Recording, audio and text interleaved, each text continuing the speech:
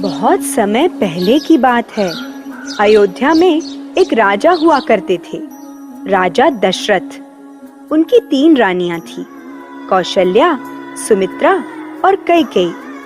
और उनके 4 पुत्र थे, राम, लक्ष्मण, भरत और शत्रुघ्न। उन्होंने अपने सबसे बड़े पुत्र को अपना उत्तराधिकारी घोषित किया। रानी कौशल्या के पुत्र राम को राजा बनते देख रानी कैकेयी नाराज हो गई। उन्होंने राजा दशरथ से कहा, राजन, हमने आपकी जान बचाई थी तो आपने हमें 2 वचन मांगने को कहा था। आज वो वचन मांगने का समय आ गया है। हम चाहते हैं कि आप हमारे पुत्र भरत को राजा बनाएं और राम को 14 साल के लिए वनवास भेजें। राजा दशरथ काफी दुखी हुए, किंतु वो अपने वचन के कारण मजबूर थे, तो उन्होंने राम को वनवास भेज दिया। राम के साथ उनकी धर्मपत्नी सीता और भाई लक्ष्मण भी चल पड़े। तीनों वन में रहने लगे।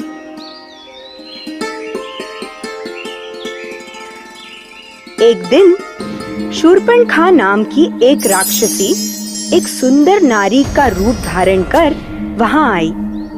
वो राम जी को देखकर मोहित हो गई और उन्हें जाकर बोली, मुझे आपसे शादी करनी है।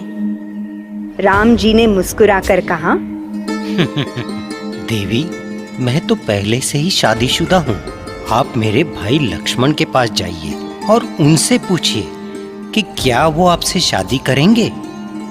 ये सुनकर शूर्पणखा लक्ष्मण के पास चली गई, लेकिन शूर्पणखा का प्रस्ताव लक्ष्मण ने भी ठुकरा दिया।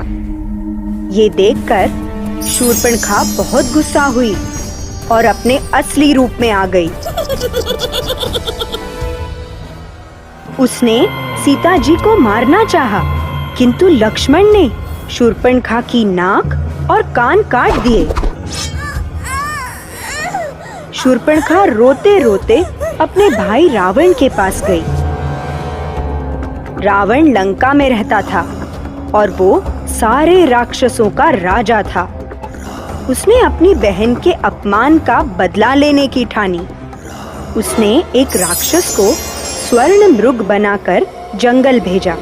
उस स्वर्ण मृग को देखकर राम, लक्ष्मण और सीता जी मोहित हो गए।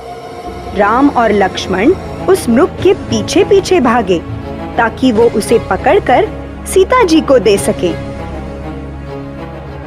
इतने में रावण अपना रूप बदलकर साधु बनकर सीता जी के पास आया और सीता जी को अगवा करके ले गया।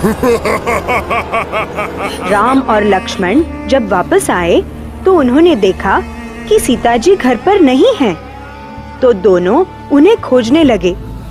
खोजते खोजते उन्हें एक घायल पक्षी मिला जिसका नाम जटायु था। जटायु ने राम जी को बताया कि रावण सीता जी को अगवा करके ले गया है। उसने रावण को रोकने की कोशिश की, लेकिन रावण ने उसके पंख काट दिए। राम और लक्ष्मण लंका की ओर चल पड़े। रास्ते में उन्हें वानरों और भालुओं की सेना मिली और उनके साथ रावण से युद्ध करने चल पड़ी। इस सेना में एक वानर थे, हनुमान। वो काफी शक्तिशाली थे और उड़ भी सकते थे। वो पहाड़ों को अपने हाथ में उठा लेते थे। हनुमान उड़कर समुंदर के उस पार गए और देखा कि रावण ने सीता जी को कैद करके रखा है। ये बात जानकर राम जी ने अपनी सेना के साथ समुद्र पर पुल बनाना शुरू किया और लंका पहुंच गए। लंका में उनका रावण और उसकी राक्षस सेना के साथ घनघोर युद्ध हुआ।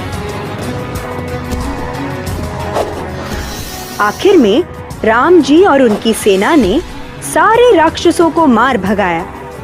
रावण का भी अंत हो गया।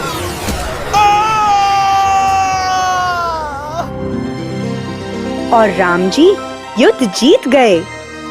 जीतने के बाद राम जी और सेना सीता जी को लेकर वापस आ गए। 14 साल का वनवास पूरा कर जब राम, सीता और लक्ष्मण वापस अयोध्या आए तो पूरे अयोध्या में खुशियां छा गई। सारी प्रजा ने अयोध्या को दियों और फूलों से सजाया और भगवान राम का स्वागत किया। रावण पे राम की जीत का भी उत्सव मनाया गया। तब से हम हर साल कार्तिक अमावस्या के दिन भलाई की बुराई पर जीत का त्योहार दिवाली मनाते हैं। हैप्पी दिवाली।